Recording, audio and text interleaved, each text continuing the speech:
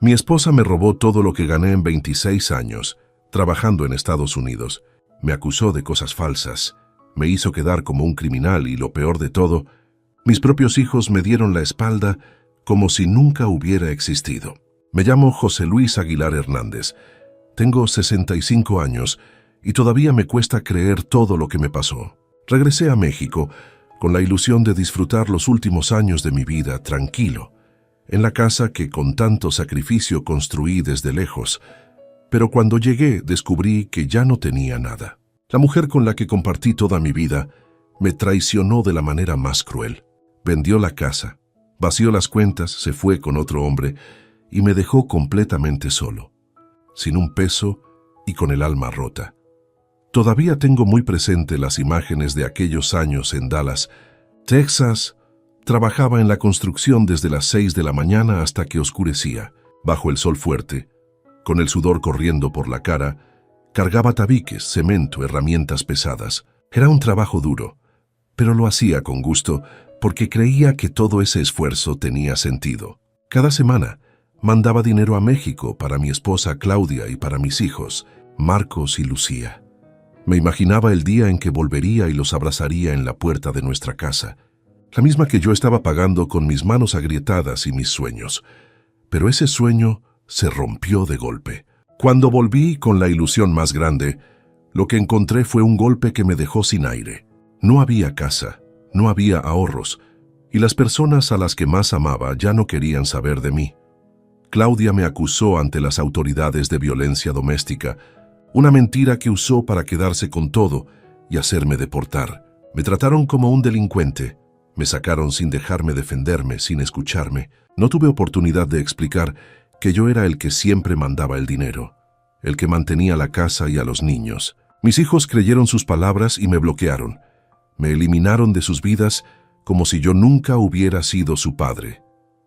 Regresé a México con una bolsa en la mano, con el corazón hecho pedazos. Caminaba por las calles de mi pueblo, mirando las casas, los árboles, los lugares que recordaba, pero ya nada era igual. No tenía a dónde ir ni a quién acudir. Todos creían que era cierto lo que ella decía. Algunos me evitaban, otros me miraban con desconfianza. Sentí una vergüenza tan grande que me daban ganas de esconderme. Yo que me había partido el alma trabajando tantos años para darles lo mejor, terminé como un desconocido en mi propia tierra. En las noches apenas podía dormir. Cerraba los ojos y me venían las imágenes de cuando cruzaba el desierto por primera vez, con hambre, con miedo, pero con la esperanza de salir adelante. Recordaba las veces que me enfermaba, y aún así iba a trabajar porque no podía dejar de mandar dinero. Pensaba en todas las veces que le pedí a Dios que me diera fuerzas para seguir, porque cada dólar que ganaba era para mi familia. Y ahora, todo ese sacrificio se había ido por un camino que nunca imaginé. Me dolía no solo el dinero perdido, sino la traición, las mentiras, la forma en que me hicieron quedar ante todos. Había momentos en los que pensaba que no tenía caso seguir. Me miraba las manos, llenas de cicatrices, y me preguntaba para qué tanto esfuerzo si al final me quedé solo. Pero también había algo dentro de mí que no me dejaba rendirme. No podía aceptar que esa fuera la verdad, que la historia terminara así. Sentía coraje, pero también una necesidad muy grande de demostrar quién era en realidad, porque yo no era ese hombre que decían. Yo no era un mal padre ni un abusador. Yo era un trabajador, un esposo que confió, un hombre que dio todo por amor. Ese pensamiento fue el que me mantuvo de pie. Aunque dolía recordar, aunque cada día se hacía más pesado, algo dentro de mí me decía que algún día la verdad iba a salir.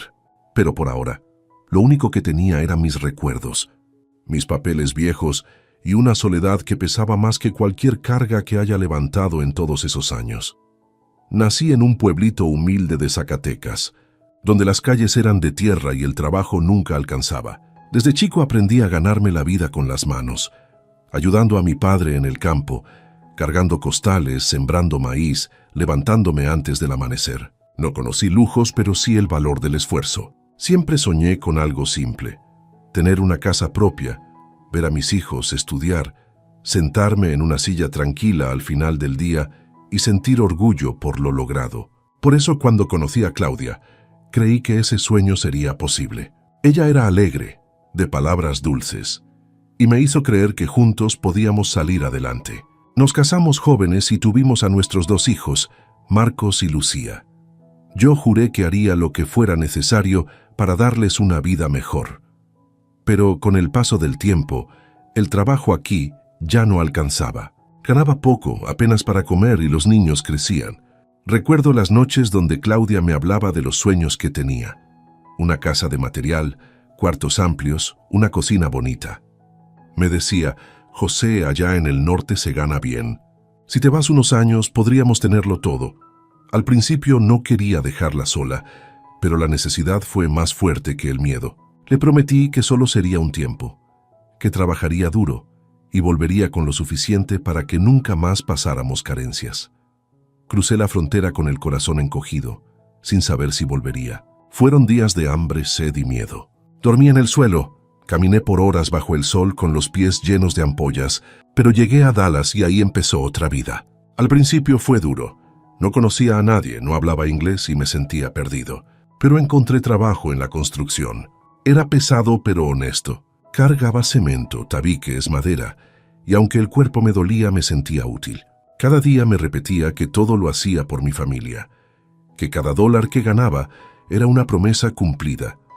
Vivía en un cuartito rentado con otros paisanos. Dormíamos en colchonetas, cocinábamos frijoles y arroz. Compartíamos lo poco que teníamos. No salía, no gastaba, no me daba lujos. Todo lo guardaba para mandarlo a México. Cada semana iba a la tienda de envíos, hacía fila y mandaba dinero con fe. Guardaba los recibos en una caja, con las fechas y los nombres escritos.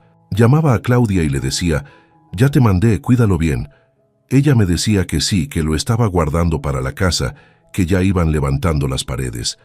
A veces me mandaba fotos por mensaje y yo las veía con orgullo, creyendo que todo valía la pena. Cuando hablábamos por teléfono, me contaba que los niños estaban bien, que iban a la escuela, que la casa se veía bonita. Me sentía feliz imaginando que algún día regresaríamos todos juntos, viviendo tranquilos, disfrutando de lo que tanto me costó. Yo no compraba nada para mí, ni ropa nueva ni zapatos buenos, porque cada peso quería que fuera para ellos. Pensaba que el sacrificio sería temporal, que pronto volvería con una vida mejor. En el trabajo mis compañeros me decían, «José, compra algo para ti, te lo mereces». Pero yo no podía. Decía, «Primero mi familia, ya después pienso en mí». Guardaba todo con ilusión, soñando con ver a mis hijos grandes, agradecidos diciéndome, «Gracias, papá, por tu esfuerzo». Esas palabras me daban fuerza cuando el cansancio me doblaba la espalda o el frío me hacía temblar. Muchas veces me enfermé, pero no dejé de trabajar porque sabía que allá en México dependían de mí. Los domingos, cuando descansaba, me sentaba a mirar el cielo y pensaba en ellos. Me imaginaba cómo estaría la casa, cómo habrían crecido mis hijos, cómo Claudia estaría preparando la comida mientras yo llegaba con los brazos cargados de regalos. Era mi motivación para seguir. Nunca pensé que ese sacrificio tan grande terminaría pagándose con mentiras. Confiaba tanto que jamás dudé. Creía que el amor de mi esposa era tan fuerte como el mío, que juntos estábamos construyendo algo para siempre. No sabía que mientras yo soñaba con volver, ella ya planeaba cómo dejarme sin nada. Aún así seguí trabajando sin descanso, año tras año. Me prometía que cada dolor, cada noche de soledad, cada día sin verlos valdría la pena cuando regresara a casa y los abrazara. Pero el destino me tenía guardado algo muy distinto. Lo que encontré al volver no fue amor ni agradecimiento, sino una traición que me quebró el alma. Después de tantos años trabajando en el norte, llegó el día que tanto había soñado. Ya me sentía cansado, con el cuerpo dolido y la espalda vencida, pero con la ilusión viva. Había juntado lo suficiente y quería regresar a México, mirar con mis propios ojos la casa que tanto me prometieron, abrazar a mis hijos y sentir que todo el esfuerzo había valido la pena. Empaqué mis pocas cosas, unas fotos, los recibos de los envíos y la esperanza de empezar una nueva etapa. En el camino de regreso, no podía dejar de imaginar el momento en que tocaría la puerta y mis hijos saldrían corriendo a abrazarme. Pero lo que encontré fue algo que jamás podré olvidar. Llegué a la dirección que Claudia me había mandado desde hacía años, el lugar donde se suponía estaba mi casa, la que levantamos con tanto sacrificio. Toqué la puerta con emoción, y una señora desconocida me abrió. Le pregunté por Claudia, y me miró con cara de confusión. «Aquí no vive ninguna Claudia», me dijo. Sentí un golpe en el pecho. Le expliqué que esa era mi casa, que la había mandado construir. Ella me mostró unos papeles y me dijo que la había comprado hacía un año. No entendía nada. Pensé que debía haber un error, pero al mirar alrededor noté que nadie me reconocía. Pregunté a los vecinos, pero nadie sabía nada. Me quedé parado frente a esa casa, como si me hubieran borrado del mundo. Intenté llamar a Claudia, pero su número ya no existía. Empecé a mandar mensajes a mis hijos. Tardaron en responder, y cuando por fin Marcos me contestó, fue con un tono que me dolió más que cualquier golpe. Me habló seco, distante, como si hablara con un extraño. Le dije que ya había regresado, que quería verlos, pero su respuesta me partió el alma. «No queremos verte, papá. Nos abandonaste. Mamá fue la que siempre estuvo. Tú nunca mandaste nada». Me quedé callado, con el teléfono en la mano, temblando. Quise explicarle, decirle que cada semana mandaba dinero, que trabajé como un burro por ellos, pero no quiso escucharme. En segundos me bloqueó. Intenté con Lucía, pero fue igual. Me dijo que no los buscara, que no me necesitaban. Esa noche dormí en una banca, con la cabeza llena de preguntas. ¿Cómo podía ser que creyeran que nunca mandé nada? ¿Cómo podían olvidar todo lo que hice por ellos? Cada remesa tenía su nombre. Cada sacrificio fue pensando en su futuro. Pero ahora me trataban como si fuera un desconocido. Sentí que el corazón se me rompía en pedazos. La vergüenza era tan grande que no podía mirar a nadie. Había soñado tanto con ese reencuentro, y ahora lo único que tenía era silencio y rechazo. Pasaron los días y empecé a buscar respuestas. Fui con familiares, pero muchos me miraban con desconfianza. Algunos ya habían escuchado la versión de Claudia. Me decían que había contado que yo la había abandonado, que nunca mandé dinero, que la hice sufrir. Intenté mostrarles los comprobantes, pero nadie quiso verlos. Sentí que el mundo entero se me vino encima. La mujer a la que más amé había destruido mi nombre y mis hijos, lo más sagrado que tenía. Me dieron la espalda sin escucharme. Empecé a caminar sin rumbo, buscando a alguien que me creyera, pero solo encontraba puertas cerradas. Cada persona que me rechazaba era como otra puñalada. Me dolía recordar las noches sin dormir en Dallas, los días sin comer, todo por ellos. Pensaba en las fotos que me mandaba Claudia de la casa, y ahora descubría que todo era mentira. Había vendido la propiedad, se había quedado con el dinero y me borró de su vida como si yo nunca hubiera existido. No podía entender cómo alguien que compartió tantos años conmigo fuera capaz de algo así. No era solo el dinero, era la traición, las mentiras, el desprecio. Me dolía más el rechazo de mis hijos que perder todo lo material. Saber que crecieron creyendo que su padre los abandonó fue el golpe más duro. Me sentía vacío, sin fuerzas, sin rumbo. Caminaba por las calles de Zacatecas, viendo las casas ajenas y pensaba, esa pudo ser la mía, la que levanté con mis manos desde lejos. En las noches apenas dormía. Soñaba con mis hijos de pequeños, riendo, corriendo hacia mí. Al despertar recordaba sus voces frías diciéndome que no me querían ver. Sentía que no tenía valor seguir vivo, pero en medio de ese dolor, algo dentro de mí me decía que no podía rendirme, que la verdad algún día saldría, aunque en ese momento todo pareciera perdido. Los días siguientes fueron de puro dolor. No solo me dolía el cuerpo por el cansancio, me dolía el alma. Sentía como si me hubieran quitado el suelo donde pisar. Intenté otra vez comunicarme con Claudia, pero ya no tenía manera. Todo lo había planeado bien. Cambio de número. Borró las cuentas. Y en el pueblo decían que estaba en Estados Unidos viviendo con otro hombre. Algunos me lo contaban bajito, como con pena, otros se burlaban. Uno me dijo que la había visto en fotos en redes sociales, sonriendo, manejando una camioneta nueva, con ropa cara, viajando, como si nunca hubiera tenido una vida conmigo. Yo miraba esas imágenes en el teléfono que me prestaron y no podía creerlo. Era ella, la misma mujer que me prometió esperarme, que juró que construiríamos nuestro hogar juntos. No entendía cómo su corazón se había vuelto tan frío. Lo peor fue escuchar los comentarios de la gente. Pues algo le habrás hecho, decían. Otros murmuraban que yo era un violento, que la había golpeado, que por eso me deportaron. Eran mentiras que ella había inventado para quedarse con todo. Yo no sabía ni cómo defenderme. No tenía pruebas de lo contrario más que mis recibos de envíos, mis papeles viejos, mis recuerdos. Nadie quería escucharlos. Para todos, el que venía deportado era culpable de algo. Me sentía marcado, como si cargara un letrero en la frente. Caminaba por las calles y algunos me miraban con lástima, otros con desprecio. Un día me acerqué a un tío que siempre había sido cercano. Le conté todo con lágrimas en los ojos. Le enseñé los papeles, los recibos, las transferencias. Me escuchó un rato y luego me dijo: «José, mejor deja eso así. Ya perdiste. No vas a ganar nada». Sentí que me daban otra puñalada. No era solo la traición de mi esposa, era también el abandono de mi propia familia. Me di cuenta de que estaba completamente solo. No tenía casa, no tenía a quién acudir, y lo poco que traía se me estaba acabando. Pasaron las semanas y mi salud empezó a deteriorarse. Apenas comía, no tenía ánimo.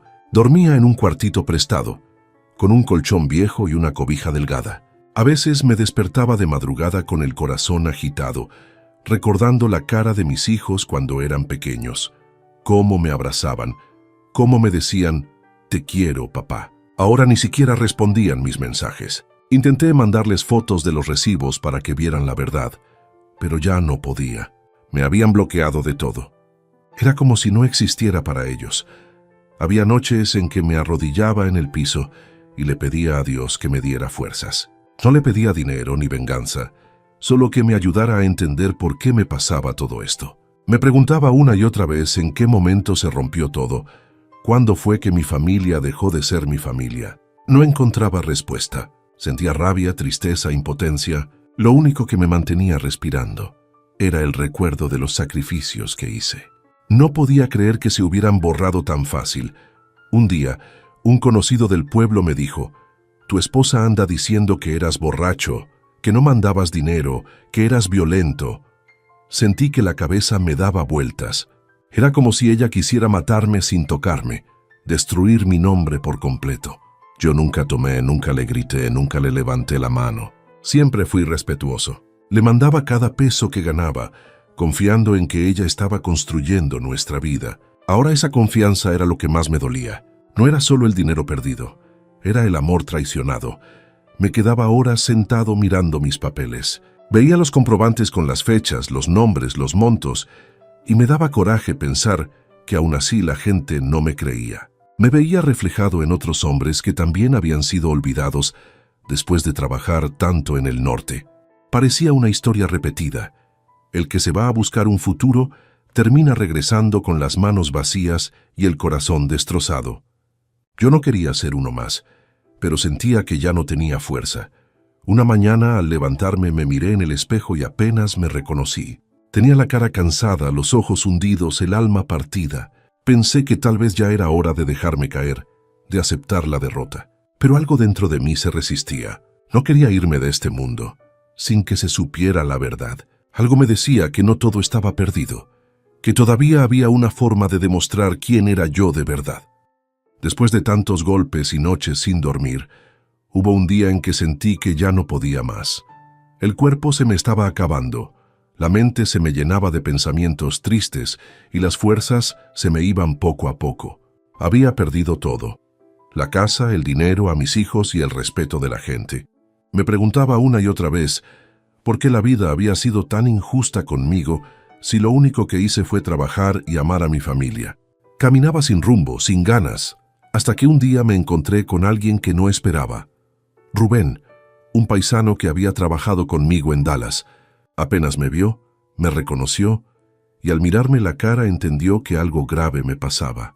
Nos sentamos a platicar y le conté todo sin dejar nada. Cómo había mandado dinero durante más de 20 años, cómo regresé y no encontré nada, cómo mi esposa me acusó falsamente y me dejó en la ruina.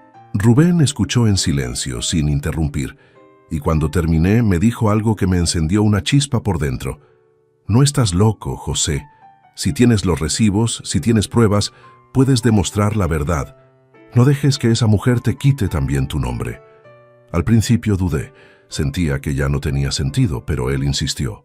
Me dijo que conocía a unos abogados de inmigración en Dallas que ayudaban a paisanos como nosotros, que podían revisar mis papeles y ver si había forma de hacer justicia. Esa misma noche llegué al cuartito donde vivía y empecé a buscar entre mis cosas. Abrí mi maleta vieja y ahí estaban los recibos de los envíos, los giros, las transferencias, algunos mensajes impresos donde ella me decía que había recibido el dinero. Eran muchos, guardados por años, con fechas, con montos, con nombres. Cada uno era una prueba de mi sacrificio, de que nunca los abandoné. Me senté en el suelo con todos esos papeles esparcidos y lloré. Lloré de coraje, de tristeza, pero también de alivio, porque por primera vez sentí que tenía algo para defenderme. Al día siguiente busqué a Rubén y le enseñé todo. Lo revisó con cuidado y me dijo que eso valía mucho. Me prometió que se pondría en contacto con los abogados. Pasaron unos días y me llamaron por teléfono. Me atendieron desde Dallas, me preguntaron todo. Nombres, fechas, direcciones, detalles de las acusaciones. Les conté cómo mi esposa había falsificado documentos, cómo me acusó de cosas falsas para quedarse con todo y cómo mis hijos creyeron esas mentiras. Me dijeron que con esas pruebas podían abrir un caso por fraude, robo de identidad y difamación. Sentí una mezcla de miedo y esperanza, porque nunca había lidiado con abogados ni con papeles legales, pero también supe que era mi oportunidad de levantar la cabeza. Empecé a juntar más cosas. Fui con antiguos compañeros de trabajo que me recordaban mandando dinero, algunos que me acompañaban a las tiendas de envíos. Todos se ofrecieron a dar testimonio si era necesario. Cada conversación me daba un poco más de ánimo. Por primera vez en mucho tiempo, sentí que no estaba completamente solo. Había gente que sabía quién era yo, que podía decir la verdad. Rubén me ayudó a organizar todo en carpetas. Anotamos fechas, nombres, cantidades, todo ordenado para mandarlo al abogado. Me explicaron que el proceso sería largo, que necesitaríamos paciencia, pero que la verdad estaba de nuestro lado. Esa noche, cuando regresé al cuarto, me senté en la cama y por primera vez en meses dormí con algo de paz. No tenía dinero, no tenía casa, pero tenía algo más valioso, mi verdad y las pruebas que lo demostraban. Empecé a imaginar cómo sería el día en que mis hijos supieran la realidad. No quería venganza, solo quería limpiar mi nombre. Quería que supieran que su padre no los abandonó, que cada día lejos fue por ellos, que cada peso que gané lo mandé con amor. Me daba tristeza pensar en todo lo perdido, pero también una fuerza nueva me empezó a llenar. Ya no era el hombre vencido que lloraba en silencio. Algo dentro de mí despertó. Una voz que me decía que todavía podía defenderme. Sabía que Claudia no se quedaría tranquila. Era una mujer lista, capaz de cualquier cosa, pero ya no me daba miedo. Lo peor ya lo había vivido. Ahora tenía el valor de seguir adelante, paso a paso, con la ayuda de Dios y de quienes creían en mí. Porque aunque me habían quitado mucho, no pudieron quitarme la verdad, y esa sería mi herramienta para levantarme. Con la ayuda de Rubén, empecé a mover todo desde México. Él se comunicó con los abogados en Dallas y les mandó los documentos que yo había guardado durante tantos años. Eran recibos de envíos, transferencias bancarias, copias de giros, anotaciones con fechas y hasta algunos mensajes impresos donde Claudia me agradecía el dinero.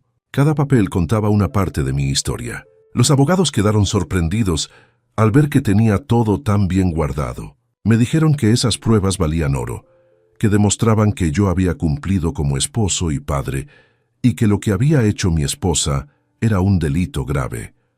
Comenzaron a revisar todo con calma. Me llamaban por teléfono para hacerme preguntas. Querían saber cuánto tiempo había estado trabajando en Estados Unidos, en qué lugares viví, con quiénes trabajé y cómo mandaba el dinero. Les conté todo con detalle, desde mis primeros días cargando tabiques hasta las noches en que me dormía cansado pero tranquilo porque sabía que había cumplido. Ellos me escuchaban con atención y me dijeron que el caso era fuerte, que había forma de abrir una denuncia por fraude, falsificación y difamación. También descubrieron algo que me dolió aún más. Claudia había abierto cuentas bancarias a mi nombre sin autorización y había usado mi identidad para vender la casa. Me mostraron documentos con mi firma falsificada y sentí un nudo en la garganta. No podía creer que alguien con quien compartí tantos años fuera capaz de tanto. Los abogados me explicaron que este tipo de casos tomaban tiempo, pero que no estaba solo. Me aseguraron que ellos se encargarían de todo en Estados Unidos. Rubén los ayudaba a entregar lo que yo no podía llevar personalmente. También comenzaron a contactar a mis antiguos compañeros de trabajo, algunos que conocían mi historia y podían dar testimonio. Varios recordaban haberme acompañado a enviar dinero y estaban dispuestos a confirmar que nunca fallé. Esa solidaridad me dio fuerzas. No eran solo papeles, eran personas que podían decir la verdad de quién era yo. En esos días algo dentro de mí cambió. Ya no despertaba con la misma tristeza de antes. Ahora sentía esperanza. Cada llamada de los abogados era una luz nueva. Me contaban que las pruebas eran sólidas, que había inconsistencias en los documentos de mi esposa y que las autoridades estaban empezando a revisar el caso. También me dijeron que podrían demostrar que la acusación de violencia doméstica era falsa, pues nunca hubo reportes médicos ni testigos. Todo había sido una mentira planeada para quedarse con mis cosas. Rubén se convirtió en un hermano. No solo me ayudó con el caso, también me acompañaba a tomar café, me escuchaba, me levantaba el ánimo. Me decía, vas a ver, compa, la verdad siempre sale. Yo empezaba a creerlo. Cada día repasaba los papeles, los tocaba con las manos y pensaba en todos los años que me partí el alma trabajando para reunir ese dinero. Saber que por fin alguien escuchaba mi versión me devolvía un poco de dignidad. Los abogados también me explicaron que se podía recuperar una parte del dinero si se comprobaba el fraude. No era seguro, pero al menos existía esa posibilidad. Yo no pensaba tanto en el dinero, sino en limpiar mi nombre. Quería que mis hijos supieran la verdad, que entendieran que su padre no los abandonó, que cada centavo que gané fue para ellos. Eso era lo que más me motivaba a seguir adelante. No quería morir con una mentira encima. Con el paso de las semanas comencé a sentirme más fuerte. Aunque seguía viviendo con lo justo, ya no me sentía derrotado. Empecé a trabajar por mi cuenta, haciendo encargos, reparando cosas, ganando lo necesario para comer. Por las noches me sentaba en la mesa a revisar las carpetas con mis pruebas. Las ordenaba por fecha, les ponía notas. Cada documento era como una parte de mi vida que estaba recuperando. Ya no eran solo papeles, eran la prueba de que siempre fui un hombre honesto. Los abogados me dijeron que pronto habría una respuesta. Yo sabía que faltaba camino, pero ya no tenía miedo. Lo peor ya había pasado. Ahora tenía aliados, tenía verdad y tenía esperanza. Me repetía cada día que Dios no se olvida de los que obran con el corazón limpio.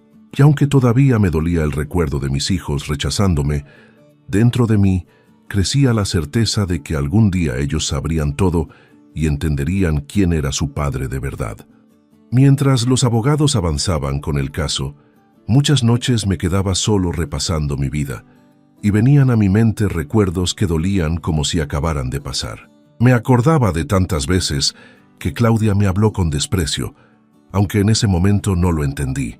Hubo un día en que le mandé más de lo que me quedaba, trabajando turnos dobles, y cuando le avisé por teléfono solo me respondió, pues era hora, porque aquí las cosas están caras y tú no mandas lo suficiente.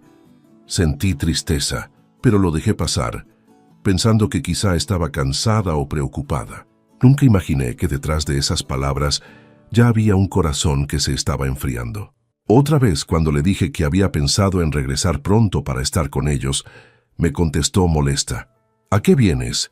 Allá ganas más, aquí no hay nada para ti.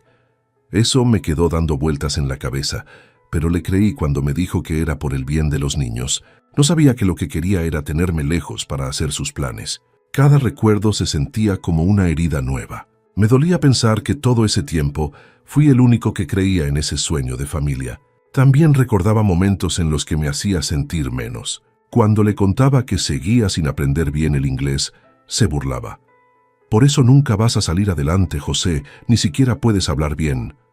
Yo agachaba la cabeza, porque todo lo que hacía era trabajar. No tenía tiempo para escuelas ni lujos. Lo mío era ganarme la vida honradamente, no impresionar a nadie. A veces sentía que no le bastaba con lo que mandaba, como si mi esfuerzo nunca fuera suficiente. Un día de Navidad, mientras todos mis compañeros celebraban con llamadas de video con sus familias, yo marqué a la mía. Les había mandado dinero extra para que cenaran bonito, compraran regalos, algo que los hiciera felices. Claudia me contestó, pero apenas habló conmigo. Me dijo que estaban ocupados, que luego me llamaban. Me quedé con el teléfono en la mano, escuchando la música de fondo y las risas, y entendí que no me necesitaban. Esa noche cené un pedazo de pan con café y me dormí mirando una foto de ellos. Pensé que era solo la distancia, que pronto todo sería distinto, pero ahora veo que desde entonces ya me estaban sacando de su vida. También tuve un recuerdo más reciente, de cuando fui a visitarlos hace unos años. Pensé que sería un reencuentro bonito, pero me recibieron fríos. Claudia casi no me hablaba, se quejaba por todo. Me dijo que la casa estaba más chica de lo que quería, que los niños necesitaban más cosas. Sentí que no había alegría por verme. Lo peor fue notar cómo mis hijos me miraban con vergüenza, como si yo fuera un extraño. Lucía apenas me abrazó, y Marcos me preguntó cuándo me iba a regresar al norte. No entendí en ese momento lo que estaba pasando, pero ahora sé que ya me estaban apartando. Cada recuerdo me dolía más, pero también me ayudaba a entender por qué todo había terminado así. No fue de un día para otro, fue poco a poco. Ella me fue borrando de su vida sin que yo lo notara. Usaba mis envíos, mis sacrificios y al mismo tiempo me hacía quedar como un padre ausente. Me dolía recordar sus palabras, sus gestos, pero también me daban fuerza, porque por fin podía ver la verdad. Yo no fallé, yo no mentí. Fui un hombre que dio todo por su familia, y aunque me pagaron con traición, ahora tenía cómo demostrarlo. Esos recuerdos me mantenían despierto en las madrugadas. Cerraba los ojos y veía las imágenes claras. Yo en el trabajo, con las manos agrietadas, levantando muros, soñando con una casa que nunca sería mía. Pensaba en los días en que me enfermaba, y aún así me levantaba a trabajar, porque sabía que ellos dependían de mí. Todo eso lo hice por amor, y ahora tenía que usarlo como fuerza para seguir adelante. No quería vivir con rencor. Lo que más deseaba era que algún día mis hijos supieran la verdad y pudieran verme con respeto. Los amaba igual, aunque me hubieran rechazado.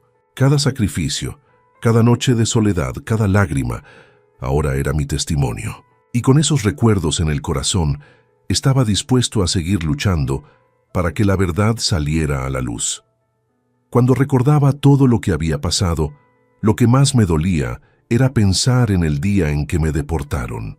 Todavía lo tengo grabado en la mente, como si fuera ayer. Aquella mañana, llegaron 2 agentes a la obra donde trabajaba. Me dijeron que había una denuncia en mi contra por violencia doméstica. Yo no entendía nada. Traté de explicarles que mi esposa estaba en otro estado, que debía haber un error, pero no quisieron escucharme. Me esposaron frente a mis compañeros, como si fuera un delincuente. Sentí una vergüenza enorme. Mientras me subían a la patrulla, todos me miraban en silencio. Nadie decía nada, pero en sus ojos podía ver la tristeza y la impotencia. En el centro de detención pasé días sin saber qué iba a pasar conmigo. Intenté contactar a Claudia, pero nunca respondió. Llamé a mis hijos y tampoco contestaron. Estaba completamente solo. Los oficiales me decían que tenía una acusación grave y que no tenía papeles, así que no podía quedarme. Les pedí que me dejaran explicar, que tenía pruebas, que yo no era un criminal, pero no sirvió de nada. Me trataron como a un número más, sin escuchar mi historia. Una noche me dijeron que al día siguiente me deportarían. Dormí en una colchoneta delgada mirando el techo, sintiendo que todo por lo que había luchado se derrumbaba. Cuando llegué a México, apenas traía una bolsa con mi ropa y unos papeles. No tenía dinero, ni casa, ni nadie esperándome. Me bajé del camión en la terminal sin saber a dónde ir. Caminé un rato sin rumbo, mirando las calles que conocía de niño, pero que ahora me parecían ajenas. Nadie sabía quién era, y los que me reconocían me miraban con lástima. Había regresado derrotado, como si la vida me hubiera dado la espalda. Esa fue la primera vez que sentí lo que era no tener nada. Los primeros días fueron muy duros. Dormía en un cuarto prestado, apenas comía, y me enfermaba seguido. A veces me dolía el pecho de tanto pensar. Había momentos en que me quedaba sentado en la cama mirando los recibos y las fotos viejas. No podía creer que después de tantos años de trabajo, había terminado así. Pensaba en mis hijos, en cómo estarían, si alguna vez pensarían en mí, si algún día se enterarían de la verdad. Pero por más que buscaba una explicación, no la encontraba. Intenté buscar ayuda en algunos familiares, pero todos me dieron la espalda. Algunos me dijeron que no querían meterse, otros simplemente no me creyeron. Sentía que el mundo entero me había olvidado. Caminaba por las calles viendo cómo la gente seguía su vida mientras la mía se había detenido. Me dolía ver las casas con luces encendidas, las familias cenando juntas, los niños jugando, porque yo había trabajado toda mi vida soñando con eso, y ahora estaba completamente solo. Las noches eran las peores. Me acostaba con el estómago vacío y el corazón pesado. Cerraba los ojos y veía la cara de Claudia sonriendo, pero ya no como la mujer que conocí, sino como una desconocida capaz de destruirme. Escuchaba su voz en mi mente, diciéndome que no servía para nada, que sin ella yo no era nadie. Me costaba aceptar que esa persona con la que compartí tantos años fuera capaz de tanto daño. Pero lo más doloroso era recordar las voces de mis hijos diciéndome que los había abandonado. Esa herida no se cerraba. Había días en que me levantaba sin ganas de nada. Me quedaba sentado mirando mis manos, llenas de cicatrices, pensando que esas mismas manos construyeron casas, escuelas, carreteras, y ahora no tenían ni una llave que abrir. Pensé muchas veces que hubiera sido mejor nunca irme, aunque no tuviéramos nada, pero al menos habría estado cerca de ellos. Pero el pasado ya no se podía cambiar. Solo me quedaba aceptar lo que era mi vida ahora. Aun con todo, algo dentro de mí seguía latiendo. Había momentos en que una voz bajita me decía que no debía rendirme, que todavía había una razón para seguir. Tal vez era la fe, o tal vez el deseo de limpiar mi nombre, porque aunque me habían quitado todo, no podían borrar la verdad. Y aunque la gente no me creyera, yo sabía quién era. Sabía lo que hice, lo que di y lo que sufrí. Esa certeza fue lo único que me sostuvo mientras trataba de adaptarme a una vida nueva, empezando desde cero, sin más armas que mi dignidad y mi fe. Con el tiempo tuve que aceptar que estaba de vuelta en México, aunque no en las condiciones que soñé. No tenía casa, ni familia, ni dinero, pero seguía respirando, y mientras uno esté vivo algo puede hacer. Un paisano del pueblo, que también había trabajado en Estados Unidos, me echó la mano para conseguir un cuartito en renta. Era pequeño, con paredes descascaradas y una cama vieja, pero al menos tenía un techo donde dormir. Ahí empecé a pensar qué podía hacer para no dejarme caer. Sabía que no podía seguir lamentándome toda la vida. Tenía que levantarme aunque fuera despacio. Rubén seguía en contacto conmigo. Me llamaba seguido para saber cómo estaba y para darme noticias del caso. Sus palabras me daban fuerza. Me decía que los abogados estaban avanzando, que las pruebas que mandé eran muy sólidas, que había esperanza de limpiar mi nombre. Cada vez que colgaba el teléfono me sentía un poco más fuerte. Era como si esas llamadas me recordaran que no todo estaba perdido. Aunque estuviera lejos, había gente que creía en mí, y eso me bastaba para seguir. Conseguí pequeños trabajos. Un vecino me pidió que le ayudara a reparar una cerca. Otro me contrató para pintar una pared. No ganaba mucho, pero me servía para comer algo diario y no depender de nadie. El trabajo me mantenía ocupado y me hacía sentir útil. Mientras pintaba o cargaba herramientas, pensaba en todo lo que había vivido y trataba de no llenarme de rencor. No quería que el odio me comiera por dentro. Lo único que deseaba era justicia y recuperar un poco de la paz que me arrebataron.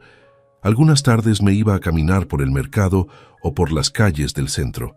Veía a la gente con sus familias, riendo, comprando, platicando, y me daba tristeza, pero también esperanza. Pensaba que algún día podría volver a sentir algo parecido, aunque fuera de otra forma. Aprendí a disfrutar cosas pequeñas: un pan calientito, un café con aroma a hogar, una charla amable con un desconocido. Después de tanto dolor, esos momentos se sentían como regalos. También empecé a escribir en un cuaderno. Anotaba fechas, recuerdos, nombres de personas que podían testificar, y también escribía lo que sentía. A veces eran palabras de tristeza, otras de coraje y otras de agradecimiento. Ese cuaderno se volvió mi compañero. Me ayudaba a vaciar lo que traía en el corazón. Me daba claridad para no olvidar nada importante del caso. Cada página era un pedazo de mi historia que ya no podía dejar en el aire. Sabía que tarde o temprano todo eso serviría. Hubo días difíciles, días en que la soledad pesaba más que cualquier carga. Pero también hubo días en que me sentía más fuerte. Veía mis manos y pensaba, con ellas levanté muros, construí casas, mandé dinero, cumplí mi palabra. No merecía vivir con vergüenza. Tenía que defender mi verdad. Esa idea se me clavó tan profundo que me levantaba cada mañana con más determinación. Rubén me contó que los abogados ya habían localizado a algunos testigos. Gente que trabajó conmigo, que me acompañó a enviar dinero, que sabía que era un hombre responsable. Eso me dio una esperanza enorme. Saber que había voces dispuestas a hablar por mí me devolvió una parte del valor que había perdido. También me explicó que ya estaban revisando las cuentas bancarias que Claudia abrió a mi nombre y las firmas falsas. Cada nueva noticia era como una luz en medio de la oscuridad. Mientras tanto, yo seguía trabajando en lo que podía. Algunas veces cargaba bultos, otras hacía reparaciones, y poco a poco fui juntando unas monedas. No era mucho, pero era mío, ganado con esfuerzo, igual que siempre. Aprendí a vivir con lo necesario. Ya no soñaba con lujos, solo con paz. Con dormir sin miedo, con comer tranquilo, con saber que un día mis hijos conocerían la verdad. Aunque aún me dolía pensar en ellos, ya no lo hacía con desesperación. Ahora lo hacía con esperanza. Imaginaba el día en que les pudiera mostrar todo, los recibos, los papeles, las pruebas. Soñaba con mirar a Marcos y a Lucía a los ojos y decirles que su padre nunca los abandonó. Ese sueño me mantenía vivo. Sabía que la justicia tardaba, pero confiaba en que llegaría. Y mientras tanto seguiría de pie con fe, con trabajo y con la verdad como única compañía. Con el paso de los meses, el caso empezó a tomar forma. Los abogados en Dallas me llamaban seguido para contarme los avances. Me dijeron que ya habían presentado toda la documentación, los recibos de envíos, las transferencias bancarias, los mensajes impresos, los testigos que podían confirmar que yo siempre mandé dinero y que nunca abandoné a mi familia. También habían descubierto las cuentas que Claudia abrió a mi nombre y las firmas falsas que usó para vender la casa. Cada vez que me contaban una de esas cosas, sentía una mezcla de tristeza y alivio. Tristeza, porque me dolía saber hasta dónde había llegado la traición, y alivio, porque cada mentira empezaba a caerse. Los abogados también lograron contactar a algunos compañeros de trabajo que me conocieron en Dallas, gente que había compartido turnos conmigo, que sabía cómo vivía, cómo ahorraba y cómo hablaba de mi familia con orgullo. Todos aceptaron dar testimonio. Dijeron que me habían acompañado a las tiendas de envío y que más de una vez me vieron llorar de cansancio, pero seguir trabajando por amor a los míos. Esas palabras me tocaron el alma, porque confirmaban lo que siempre fui, un hombre que cumplió. Rubén, que se convirtió en mi hermano del alma, fue pieza clave.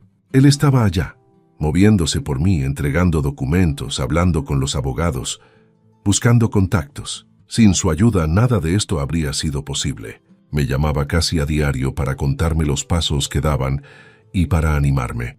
Me decía, ten paciencia, José.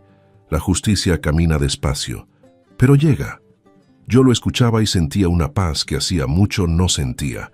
Los abogados me explicaron que con todo lo reunido se podía abrir formalmente una demanda por fraude, robo de identidad y difamación. También podían demostrar que la acusación de violencia doméstica fue inventada, sin pruebas ni testigos, solo para que me deportaran y quedarse con todo. Saber eso me dio fuerza. Por fin tenía cómo demostrar mi inocencia. Ya no era solo un hombre que contaba su historia. Ahora había papeles, testigos y abogados de mi lado. Mientras tanto, yo seguía trabajando aquí en México. Cada peso que ganaba lo usaba para sobrevivir y mandar copias de documentos o pagar traducciones cuando me lo pedían. No tenía lujos, pero me sentía con propósito. Ya no era el mismo hombre derrotado que llegó deportado. Ahora tenía un camino, un motivo para seguir. Cada día que pasaba era un paso más hacia la verdad. También me contaron que habían localizado los registros de la venta de la casa. Ahí aparecía una firma falsa mía y una serie de movimientos bancarios que iban directo a la cuenta de Claudia. Los abogados dijeron que eso era una prueba muy fuerte. Me dio coraje pensar cómo ella se atrevió a usar mi nombre para robarme lo que con tanto sudor construí. Pero también me dio alivio saber que todo estaba quedando por escrito, que no podía seguir escondiéndose. Una periodista latina se enteró del caso y se acercó a los abogados. Quería contar mi historia, hablar de cómo muchos paisanos eran víctimas de injusticias parecidas. Al principio dudé, me daba vergüenza que todo saliera a la luz, pero luego entendí que era una forma de defenderme. Si la gente escuchaba mi versión, tal vez empezarían a creer. Acepté dar mi testimonio a distancia. Grabé audios, envié copias de mis documentos y conté mi historia con la voz entrecortada, pero con el corazón sincero. Esa periodista empezó a investigar más a fondo. Descubrió que Claudia había mentido también en sus declaraciones migratorias, que usó mi información para conseguir beneficios que no le correspondían. Los abogados le dijeron que eso podía traerle consecuencias serias, incluso perder su residencia en Estados Unidos. Cada nueva verdad que salía era como una piedra menos que cargaba encima. Sentía que por fin el peso empezaba a repartirse. Por las noches me sentaba en mi mesa con todos los papeles ordenados y los miraba uno por uno. Ya no lo hacía con tristeza, sino con esperanza. Cada documento era una parte de mi vida que estaba recuperando. Ya no era invisible. Ya no era solo una historia mal contada por otros. Ahora mi verdad estaba escrita, respaldada y caminando hacia donde debía la justicia.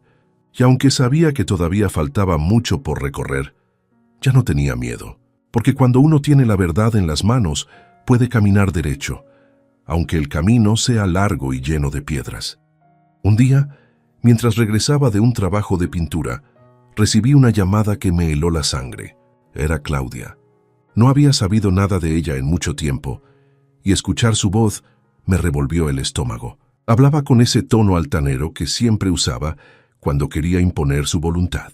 Me dijo que sabía que había abierto un caso en su contra, que los abogados ya la habían contactado y que estaba furiosa.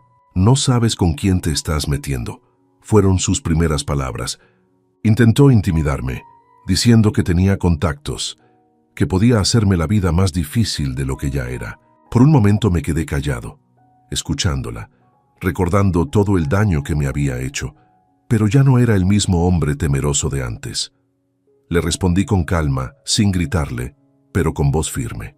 Le dije que no buscaba venganza, solo justicia, que todo lo que había hecho era por limpiar mi nombre y por demostrar que nunca la abandoné, que nunca fui el hombre que ella describió. Al escucharme, empezó a cambiar de estrategia. Dejó la amenaza y trató de manipularme con palabras dulces. «José, deja las cosas así, no ganas nada con esto. Piensa en nuestros hijos. Ellos están bien, no los confundas». Sentí coraje porque usaba a mis hijos como escudo, igual que siempre. Le contesté que precisamente lo hacía por ellos, para que conocieran la verdad, para que supieran quién fue realmente su padre. Al notar que no podía convencerme, se puso agresiva otra vez. «Te vas a arrepentir», me gritó antes de colgar. Me quedé con el teléfono en la mano, respirando hondo. Sentí una mezcla de rabia y tristeza, pero también orgullo. Por primera vez, no me sentí pequeño ante sus palabras. Ya no podía lastimarme con sus mentiras. Tenía pruebas, tenía abogados, tenía testigos y, lo más importante, tenía la conciencia limpia. Esa noche dormí poco, pero no por angustia, sino por pensar en todo lo que había soportado y en cómo, poco a poco, la verdad comenzaba a abrirse camino. Días después, uno de los abogados me llamó para avisarme que ella había respondido a la demanda. Intentó negar todo, pero las pruebas eran demasiado claras. Las firmas falsas, los movimientos bancarios, los testigos que declaraban haberme visto enviar dinero cada semana, incluso algunos mensajes que ella misma había escrito, confirmaban que recibía el dinero. Todo eso estaba ahora en manos de la justicia. El abogado me dijo que aunque ella tratara de alargar el proceso, ya no tenía cómo esconderse. La mentira se estaba desmoronando. Poco después, supe que Claudia había empezado a buscar a mis hijos para volver a manipularlos. Les decía que yo estaba exagerando, que solo quería hacerle daño, que no la perdonaba por haberse ido. Pero algo empezó a cambiar. Marcos, mi hijo mayor, comenzó a dudar. Un primo suyo le mostró una publicación del reportaje donde se contaba mi versión, con fotos de los recibos y testimonios de mis compañeros. Al leerlo, empezó a hacer preguntas. Lucía también lo vio y sintió curiosidad. Por primera vez en años, mis hijos comenzaron a ver grietas en la historia que su madre les contó. Mientras eso pasaba, los abogados en Dallas me decían que el caso estaba avanzando bien.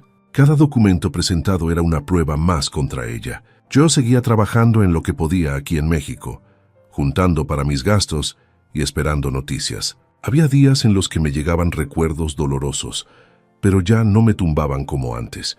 Ahora los usaba como fuerza.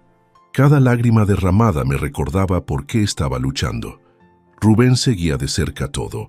Me decía que era normal que Claudia reaccionara con rabia, que cuando los mentirosos son descubiertos, hacen ruido para no caer, pero al final la verdad siempre pesa más. Sus palabras me daban paz. Ya no tenía miedo de sus amenazas, porque sabía que no podían destruir lo que era real.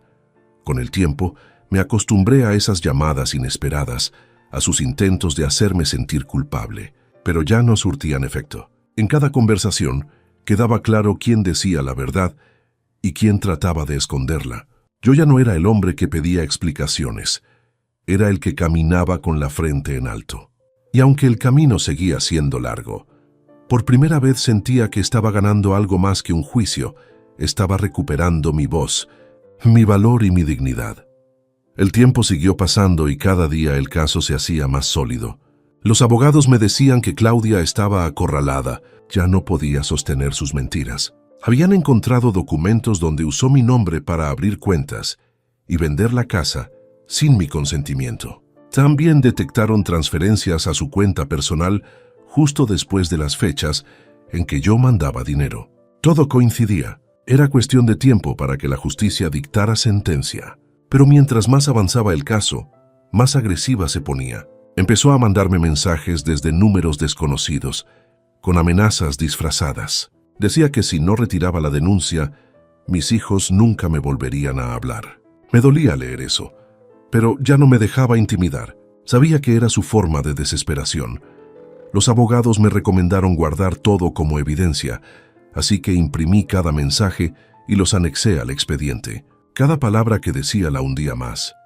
Mientras tanto, los medios empezaron a interesarse en mi historia. Una estación de radio local me invitó a contar mi caso. Acepté porque quería que la gente supiera que no todos los que regresamos deportados somos delincuentes. Muchos, como yo, solo fuimos engañados por quienes más amábamos. Cuando conté mi historia, muchas personas llamaron a la estación para darme su apoyo. Algunos dijeron que habían vivido algo parecido. Otros me ofrecieron ayuda para encontrar trabajo o asesoría. Por primera vez en mucho tiempo, sentí que mi voz valía algo. En una de esas entrevistas, mencionaron que el caso estaba avanzando en Estados Unidos y que mi exesposa podría enfrentar consecuencias legales. Eso llegó hasta oídos de mis hijos. Marcos me mandó un mensaje después de años sin contacto. Me dijo que había visto el reportaje y que quería hablar conmigo. Cuando leí esas palabras, las lágrimas me corrieron solas. Era el primer paso, una grieta en el muro que su madre había levantado entre nosotros. Me pidió que le contara mi versión. Le envié fotos de los recibos, de las transferencias, de los documentos firmados. Le expliqué cómo había sido todo, desde el día que crucé la frontera hasta el momento en que me deportaron. Al principio estaba confundido, pero poco a poco empezó a entender. Lucía también me escribió unos días después. Me dijo que no sabía a quién creerle, que todo era muy distinto a lo que su madre contaba. Le respondí con calma, sin rencor. Le dije que no buscaba que eligieran un lado, solo quería que conocieran la verdad. Les conté que los amaba, que todo lo que hice fue por ellos y que cada peso que gané en el norte fue pensando en su futuro. Ambos guardaron silencio por un tiempo, pero el simple hecho de que me escribieran fue suficiente para darme fuerza. Mientras tanto, Claudia seguía intentando mover sus influencias. Presentó documentos falsos para retrasar el juicio, pero los abogados los desmintieron uno por uno. Cada intento suyo era una muestra más de su culpabilidad. Los jueces empezaron a notar el patrón de mentiras y falsificaciones. Los abogados me decían que estaba perdiendo terreno, que pronto habría una resolución favorable. Yo me mantenía tranquilo, con fe. Sabía que no era un proceso rápido, pero ya estaba encaminado. Rubén no se despegaba de mí. Cada vez que recibía una llamada de los abogados, me acompañaba a escucharla. Me ayudaba a traducir lo que no entendía bien. Me recordaba que no debía rendirme, que estaba cerca de ver el resultado de tantos años de sufrimiento. Sus palabras me daban ánimo. A veces, en las noches, cuando me sentía cansado, pensaba en todo lo que había pasado. La traición, el rechazo, la soledad. Y aunque dolía, también sentía orgullo. Porque a pesar de todo, seguía de pie. Los vecinos del barrio comenzaron a conocer mi historia. Algunos me saludaban con respeto. Otros me invitaban a comer. Me decían que admiraban mi fuerza. Yo no me consideraba fuerte. Solo un hombre que no quería morir con una mentira encima. Cada día que pasaba sin rendirme era una victoria. La justicia se acercaba. Y aunque sabía que el camino todavía tenía obstáculos, ya no tenía miedo. Porque después de tanto dolor, lo único que quedaba en mí era la verdad, y esa no hay quien la destruya. El día que tanto esperé por fin llegó. Los abogados me llamaron temprano y me dijeron que el juez en Dallas había aceptado todas las pruebas. Me temblaban las manos de la emoción. Después de años cargando con mentiras y humillaciones, por fin la verdad empezaba a hablar por sí sola. Me explicaron que se había presentado un informe completo. Recibos, transferencias, firmas falsas, testimonios, mensajes y los documentos que probaban que Claudia había usado mi nombre para vender la casa y quedarse con el dinero. Todo estaba frente a la corte y no había forma de negarlo. Era el principio del fin para ella. Los medios de comunicación se enteraron de la audiencia y publicaron la historia. Un noticiero en Dallas transmitió una nota donde mostraron fragmentos de las pruebas. Enseñaron copias de los recibos y entrevistas con mis antiguos compañeros de trabajo. Contaron cómo un inmigrante mexicano había sido engañado por su esposa, acusado injustamente y deportado sin defensa, mientras ella se quedaba con todo. Las redes empezaron a llenarse de comentarios. Muchos decían que era una vergüenza lo que había hecho. Otros pedían justicia. Algunos hasta la reconocieron porque había aparecido en fotos y publicaciones de su vida de lujos. Esa misma noche, me escribió Marcos. Me dijo que había visto la nota en internet y que no podía creerlo. Le dolía haberme juzgado sin escucharme. Le pedí que no se culpara, que la culpa no era suya. Le conté que yo también sufrí mucho cuando me cerraron las puertas. Lloramos juntos por teléfono. Fue un momento que no olvidaré nunca. Sentí que Dios me devolvía un pedazo del corazón que me habían arrancado. Unos días después también me llamó Lucía. Su voz estaba temblorosa pero sincera. Me dijo, papá, perdón. Nos mintió a todos. Esa llamada me hizo sentir que todo el sacrificio, los años de lucha, valían la pena. Mientras tanto, Claudia empezó a vivir el otro lado. Los abogados me contaron que cuando fue citada a declarar, no supo cómo justificar tanto. Se contradijo. Negó cosas que ya estaban comprobadas y terminó aceptando que había usado mi firma sin permiso. Intentó decir que lo hizo por necesidad, pero los jueces no le creyeron. Las pruebas mostraban que había recibido miles de dólares y los había gastado en viajes, autos y lujos. Todo mientras yo dormía en el suelo de un cuarto rentado en Dallas. Los noticieros empezaron a buscarla para pedirle su versión, pero ella se escondió. La gente que la conocía allá empezó a hablar. Vecinos contaron que presumía tener un esposo rico en Estados Unidos, pero que nunca hablaba de su pasado. Algunos de sus conocidos dejaron de saludarla. Su reputación empezó a caer. Lo que antes era admiración se volvió vergüenza. Nadie quería juntarse con una mujer señalada por robarle al hombre que le había dado todo. Rubén me llamó emocionado. Me dijo, hermano, tu historia está por todas partes. La gente está contigo. Yo no sabía si reír o llorar. Después de tantos años de sentirme invisible, por fin se escuchaba mi verdad. No era una victoria por orgullo, era justicia. No quería verla sufrir, solo quería que se supiera quién fue quién. Y ahora el mundo lo estaba viendo. En México también la noticia empezó a circular. Algunos vecinos que antes me miraban con desconfianza, ahora se acercaban a pedirme disculpas. Me decían que habían creído en las mentiras de ella, pero que ya sabían la verdad. Otros me daban palmadas en el hombro y me decían, «Qué bueno que no te rendiste». Esas palabras me daban ánimo. No había ganado dinero, pero había recuperado algo más grande, mi nombre. Claudia empezó a perder amigos, trabajos y respeto. Incluso en redes sociales, la gente la señalaba. Algunos escribían, «¿Cómo puedes dormir tranquila después de robarle a tu esposo?». Otros decían, «Ojalá la deporten también». Yo leía los comentarios con sentimientos encontrados. No me alegraba su dolor, pero tampoco podía sentir lástima. Era la consecuencia de sus actos. Lo que más deseaba era cerrar ese capítulo con dignidad. Mientras todo eso pasaba, mis hijos me prometieron que viajarían a verme. Querían pedirme perdón en persona. No sabía cuándo llegaría ese día, pero solo escucharlos decirlo ya me sanaba el alma. Por dentro sentía que Dios estaba poniendo todo en su lugar. Lo que antes fue oscuridad, ahora empezaba a llenarse de luz. La mentira ya no podía ocultarse, y el peso de la verdad caía sobre quien la había creado.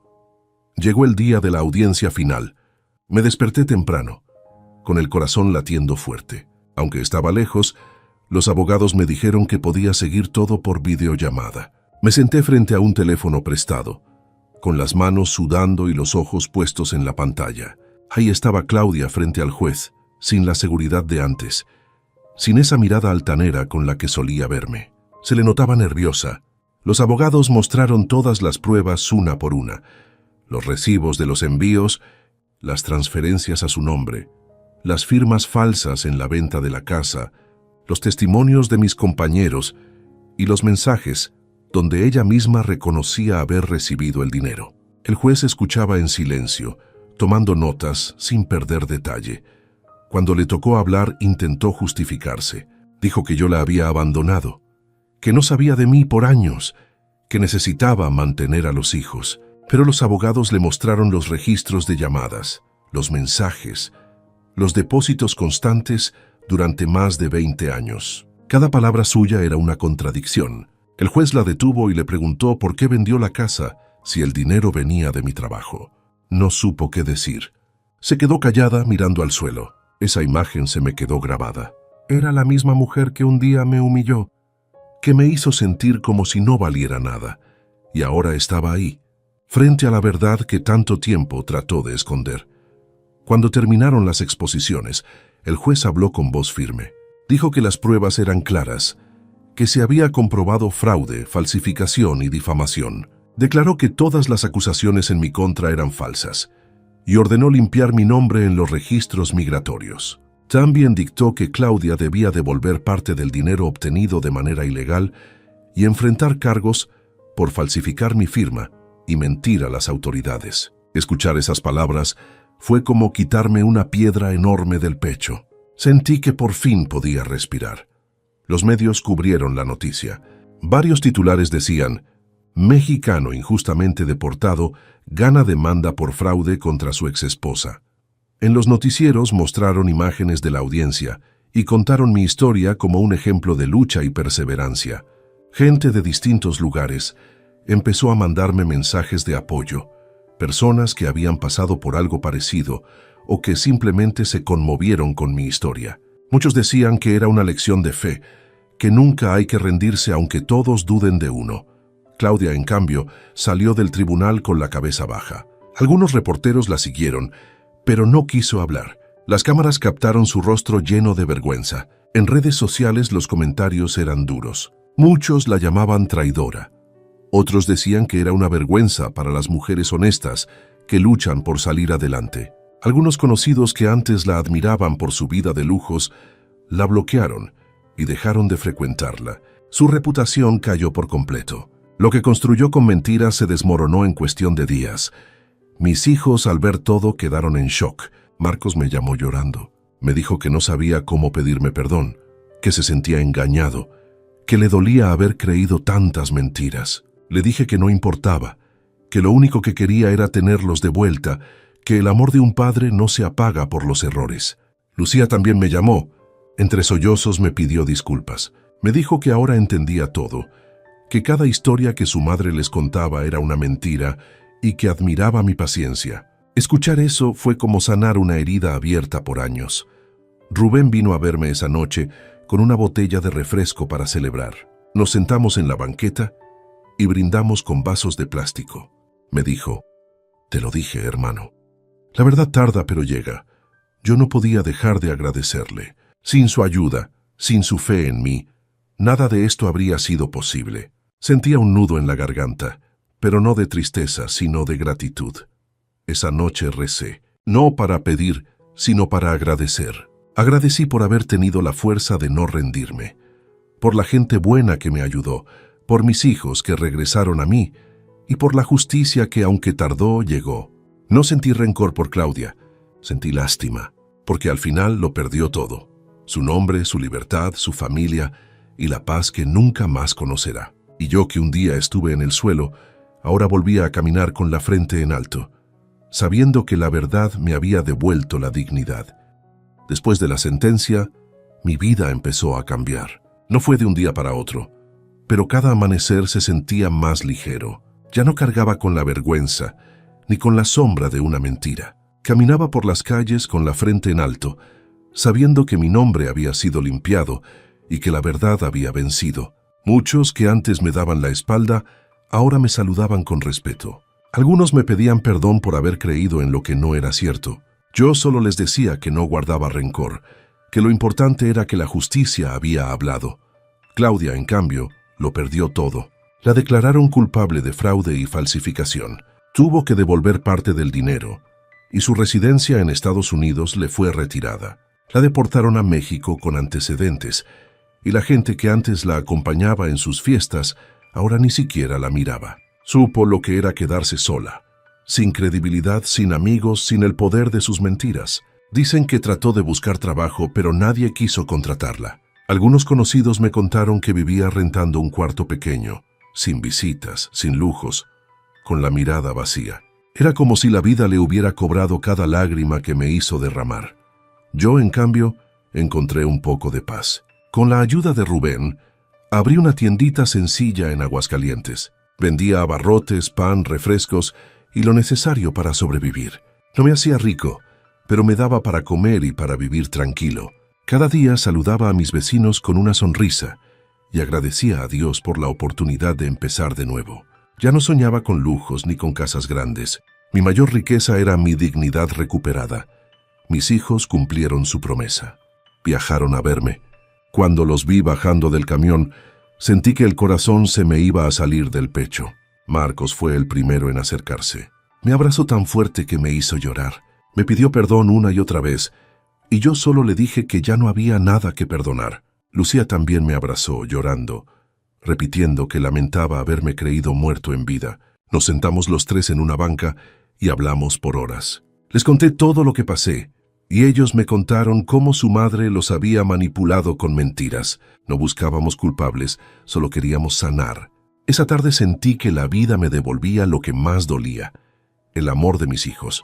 Un día me visitaron los reporteros que contaron mi historia. Querían saber cómo me sentía después del juicio. Les dije la verdad, que no sentía alegría por la caída de Claudia, sino alivio porque la verdad había salido a la luz. Que mi lucha no fue por dinero, sino por limpiar mi nombre y recuperar a mi familia. Les dije que lo más valioso que tiene un hombre es su palabra, y que aunque otros la manchen, si uno vive con honestidad, tarde o temprano la justicia llega. Rubén seguía a mi lado como un hermano. Cada tarde pasaba a la tienda, compraba un refresco y platicábamos de la vida. A veces nos reíamos recordando viejos tiempos en Dallas. Otras veces hablábamos en silencio, sabiendo que compartíamos una historia de lucha.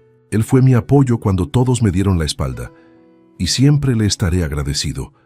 Algunas noches, cuando cierro la tienda y me siento en la banqueta a ver el cielo, pienso en todo lo que viví, en los años lejos de casa, en las lágrimas, en el rechazo, en las mentiras, pero también pienso en cómo, a pesar de todo, no me rendí, y eso es lo que me llena de paz. La justicia llegó no por suerte, sino por la fuerza de la verdad. Claudia quedó marcada por sus actos, y yo, aunque perdí mucho, gané algo que no tiene precio: la paz en mi corazón. Hoy vivo con lo justo, pero con la conciencia limpia. Tengo a mis hijos de nuevo, tengo amigos sinceros, y tengo un techo donde dormir tranquilo. Ya no temo a nada, porque sé que cuando uno actúa con el alma limpia, Dios no lo abandona. La vida me enseñó que no hay traición que dure para siempre, ni mentira que no caiga. Todo se paga, y la verdad, aunque tarde, siempre termina por brillar. Estamos una vez más por acá, huevón. Una noche más por acá, muchachos, con ustedes. Qué bueno verlos por acá.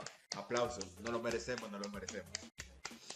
Después de un día tan berraco, huevón. Después de un día tan agitado.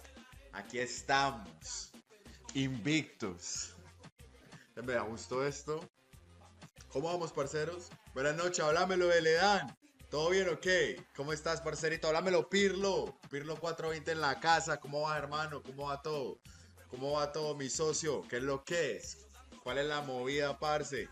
Papi, está lloviendo bien rico. Es la última. Yo creo que es la última lluvia de primavera, weón. No, bueno, lluvia de primavera. De hecho, principios de lluvia de primavera.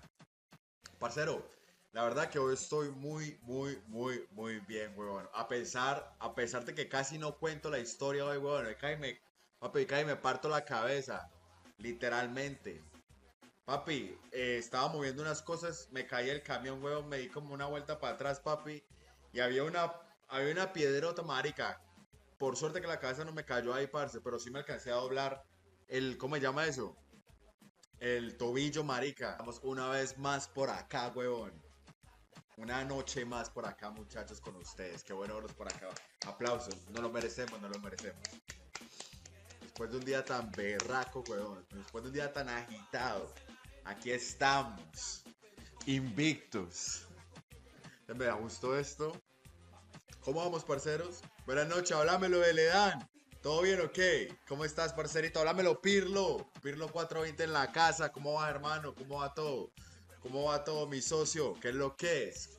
¿Cuál es la movida, parce? Papi, está lloviendo bien rico. Es la última. Yo creo que es la última lluvia de primavera, weón. No, bueno, lluvia de primavera.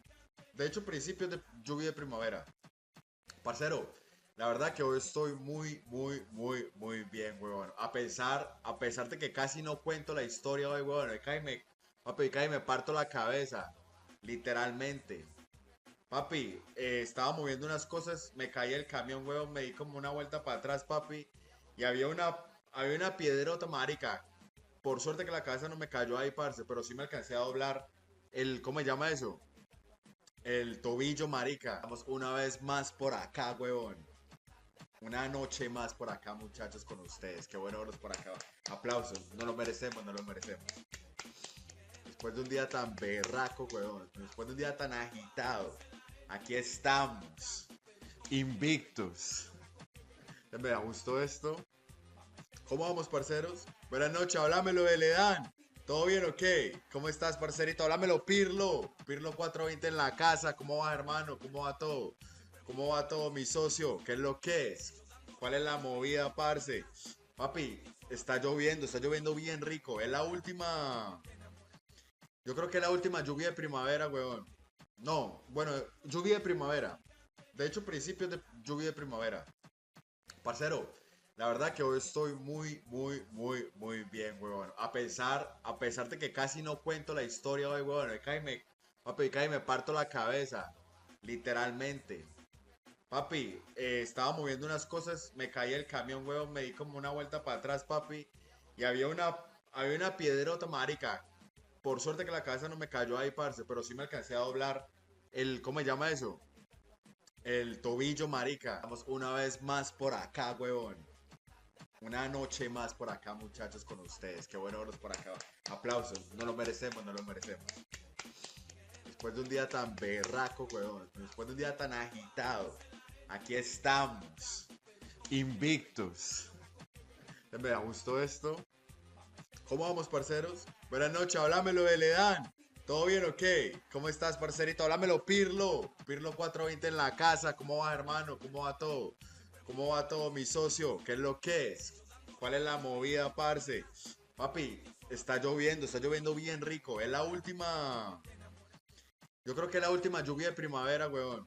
No, bueno, lluvia de primavera. De hecho, principios de lluvia de primavera.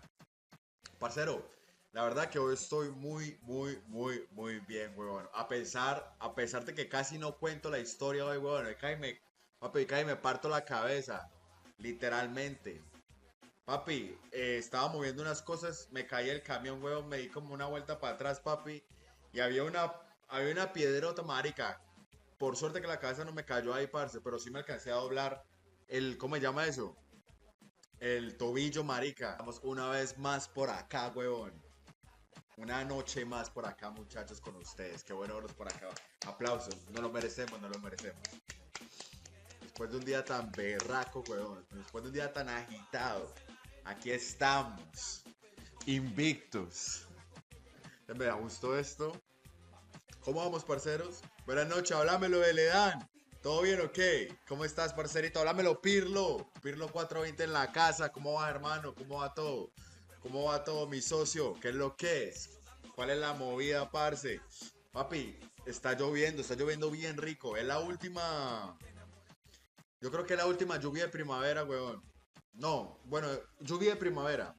De hecho, principios de lluvia de primavera. Parcero, la verdad que hoy estoy muy bien, weón. A pesar de que casi no cuento la historia hoy, weón. Papi, casi me parto la cabeza. Literalmente. Papi, estaba moviendo unas cosas, me caí el camión, weón, me di como una vuelta para atrás, papi. Y había una piedrota, marica. Por suerte que la cabeza no me cayó ahí, parce, pero sí me alcancé a doblar ¿cómo se llama eso? El tobillo, marica. Vamos una vez más por acá, huevón. Una noche más por acá, muchachos, con ustedes. Qué bueno verlos por acá. Aplausos. No lo merecemos, no lo merecemos. Después de un día tan berraco, huevón. Después de un día tan agitado. Aquí estamos. Invictos. Me da gusto esto. ¿Cómo vamos, parceros? Buenas noches, háblamelo de Ledán.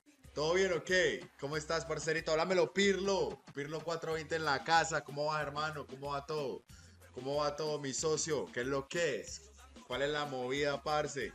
Papi, está lloviendo bien rico. Es la última. Yo creo que es la última lluvia de primavera, weón. No, bueno, lluvia de primavera. De hecho, principios de lluvia de primavera. Parcero, la verdad que hoy estoy muy bien, huevón. A pesar de que casi no cuento la historia hoy, huevón. Papi, casi me parto la cabeza. Literalmente. Papi, estaba moviendo unas cosas, me caí el camión, huevón, me di como una vuelta para atrás, papi. Y había una piedrota, marica. Por suerte que la cabeza no me cayó ahí, parce, pero sí me alcancé a doblar ¿cómo se llama eso? El tobillo, marica. Vamos una vez más por acá, huevón. Una noche más por acá, muchachos, con ustedes. Qué bueno verlos por acá. Aplausos. No lo merecemos, no lo merecemos. Después de un día tan berraco, huevón. Después de un día tan agitado. Aquí estamos. Invictos. Me da gusto esto. ¿Cómo vamos, parceros? Buenas noches, háblamelo de Ledán. ¿Todo bien o qué? ¿Cómo estás, parcerito? Háblamelo, Pirlo. Pirlo 420 en la casa. ¿Cómo va, hermano? ¿Cómo va todo? ¿Cómo va todo, mi socio? ¿Qué es lo que es? ¿Cuál es la movida, parce? Papi, está lloviendo bien rico. Es la última. Yo creo que es la última lluvia de primavera, weón. No, bueno, lluvia de primavera. De hecho, principios de lluvia de primavera.